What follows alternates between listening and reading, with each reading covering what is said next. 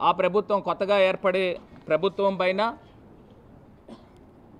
ఎమ్మెల్యేలు ఎంపీల పైన చాలా బాధ్యత ఉంది. మరి ఎన్నో హామీలు ఇచ్చి వారు రావడం జరిగింది. రాజమండ్రికి సంబంధించి ముంపు ప్రాంతాలని మొత్తం పరిష్కరిస్తామని చెప్పారు. వారికి కూడా టైం ఇవ్వాలి. సంవత్సర కాలము టైం ఇస్తే ఏం చేస్తారనేది కూడా అర్థమవుతుంది.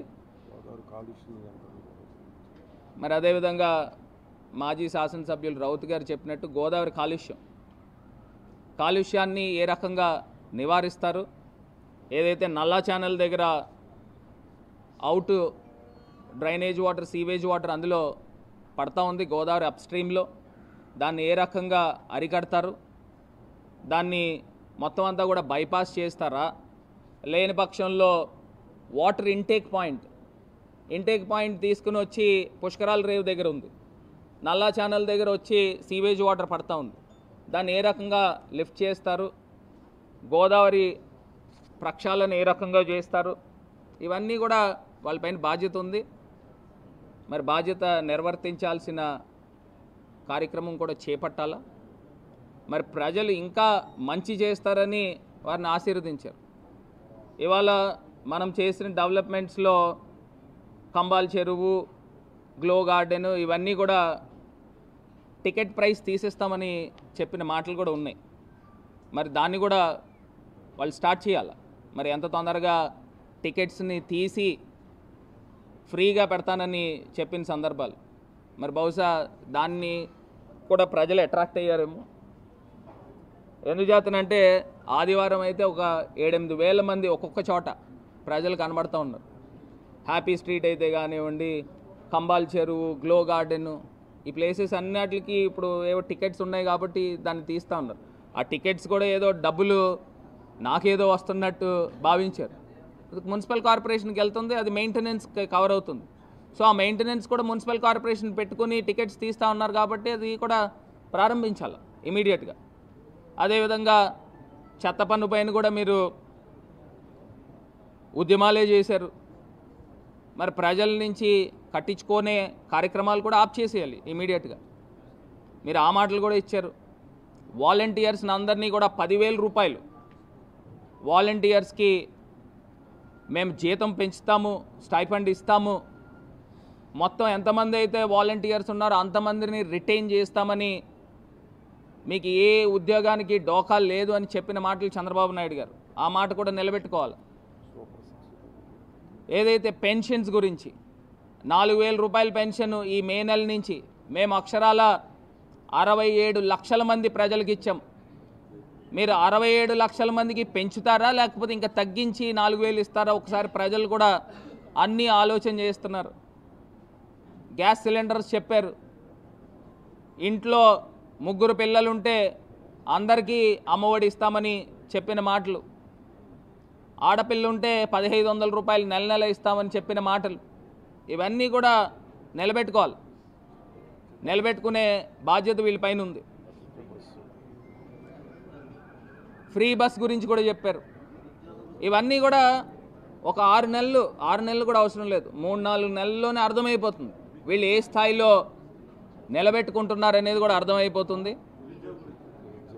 నిరుద్యోగ భృతి, వికలాంగులకి 6,000 రూపాయలు, ఇట్లాగ ఎన్నో హామీలు ఇచ్చారు. అంటే ఒకటి నాకు అనిపించిన ఈ ఎలక్షన్ సారాంశం ఏంటంటే, ప్రజలు అన్నవాళ్ళు ఆశాజీవులు. అంటే ఇక్కడికన్నా అక్కడ ఎక్కువ డబ్బు వస్తుంది, సరే వచ్చేది ఎందుకు పాడు చేసుకోవాలనే కార్యక్రమంలో మరి ఓట్లు వేశారని నేను భావిస్తున్నా. జగనన్న గారు నేను చేయగలిగేదే నేను చెప్తాను, నేను చేయలేని చెప్పలేనని ఆయన నిజాయితీ పరుడు కాబట్టి ఆ రకమైన మాటలు చెప్పాడు. మరి వీరు ఎక్కడి నుంచి డబ్బు తీసుకుని వచ్చి చేస్తారనేది కూడా ఒకసారి వాళ్ళకు కూడా టైం ఇవ్వాలి కాబట్టి టైం ఇస్తూ ఉన్నాం. చూడండి 6 నెలల కాలంలో ఏ మేరకు వీళ్ళు నిలబెట్టుకుంటారు ఈ సంక్షేమం అనేది ఒకసారి ఆలోచన చేద్దాం, చూద్దాం. అదేనా నేను అది కూడా చెప్పాను, 4,000 రూపాయలు ప్లస్ 3,000 కలిపి 7,000 ఇస్తా ఉన్నారు.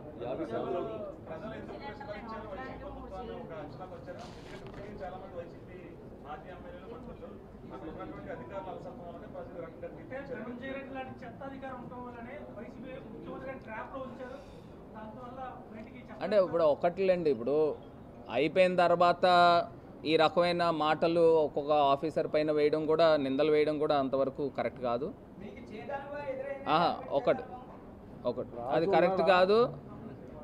ఒక అంశం ఏంటంటే, ఇవాళ నేను ఇందాక చెప్పినట్టు ప్రజలన్న ఆశాజీవులు, అక్కడికన్నా ఇంకా ఇక్కడ ఎక్కువ వస్తుందేమో, ఇక్కడ ఇది జగన్ గారిని చూసాం, చంద్రబాబు నాయుడు గారు ఇంకా ఎక్కువ ఇస్తున్నాడు, ఈ జగన్ గారు చెప్పిన దానికన్నా మేనిఫెస్టో కన్నా ఇది 3 ఇంతల మేనిఫెస్టో కనబడతా ఉంది, అవి వాస్తవాల అబద్ధాలు అనేది రాబోయే 3-4 నెలల్లో అర్థమైపోతాయి.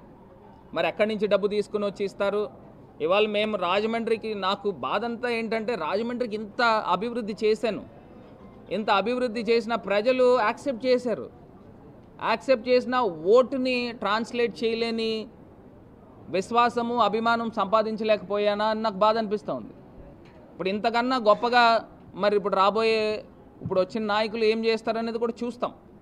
నిజంగా వాళ్ళు చేస్తే రాజమండ్రికి మంచి జరుగుతుంది కాబట్టి నేను కూడా చాలా ఆనందిస్తాను. అది కూడా ఏ స్థాయిలో చేస్తారు అనేది కూడా ఖచ్చితంగా చూస్తాం. ఇది కాకుండా ఇవాళ పూలే అంబేద్కర్ భవన్ రాజమండ్రి నడిబొడ్డులో 1300 గజాలలో ఇవాళ తీసుకుని వచ్చి నిర్మాణం జరుగుతుంది. సెకండ్ స్లాబ్ కంప్లీట్ అయింది. అందులో కూడా చాలా ఒక ఆశయంతో ఆ పూలే అంబేద్కర్ భవన్ తీసుకురావడం జరిగింది. ఎంతోమంది బడుగు బలహీన పేద వర్గాల్ని అక్కడ group 1 civils UPSC exams training ఇచ్చే కార్యక్రమం జరుగుతుంది. ఇది కాకుండా వివిధ community halls, Settibalija Gouda community hall అయితే కానివ్వండి, తూర్పు కాపులు ఇక్కడ విఎల్పురంలో ఇచ్చాం.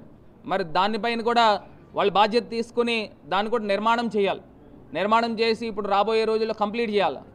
ఇది కాకుండా పద్మశాలి కమ్యూనిటీ హాల్ అక్కడ ఆర్ఎండ్బి కాలనీ దగ్గర ఇవ్వడం జరిగింది. తూర్పు కాపులకి అక్కడ ఆర్ఎండ్బి కాలనీ దగ్గర స్థలం కేటాయించడం జరిగింది. యాదవాస్కి స్థలం కేటాయించడం జరిగింది క్వారీ రోడ్ దగ్గర.